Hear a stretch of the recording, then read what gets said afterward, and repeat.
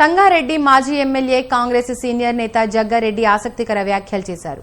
తాను ఎమ్మెల్సీ అడగడం లేదని ఆయన అన్నారు. తనకు పార్టీ ఆల్రెడీ టికెట్ ఇచ్చిందని, పోటీ చేసి పరిస్థితులు అనుకూలించక ఓడిపోయానని తెలిపారు.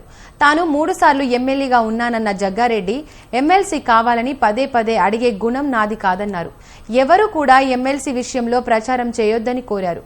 గత 6 నెలల నుండి ఢిల్లీకి వెళ్లి రాహుల్ గాంధీకి చెప్పాలని అనుకుంటున్నానని తెలిపారు. రాహుల్ గాంధీ అపాయింట్మెంట్ కోరుతానని చెప్పారు.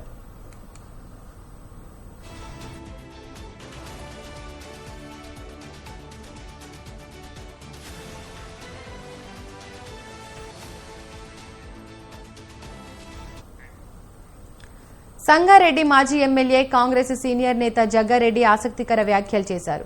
తాను ఎమ్మెల్సీ అడగడం లేదని ఆయన అన్నారు.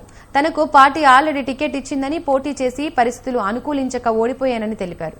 తాను 3 సార్లు ఎమ్మెల్యేగా ఉన్నానన్న జగ్గారెడ్డి ఎమ్మెల్సీ కావాలని పదే పదే అడిగే గుణం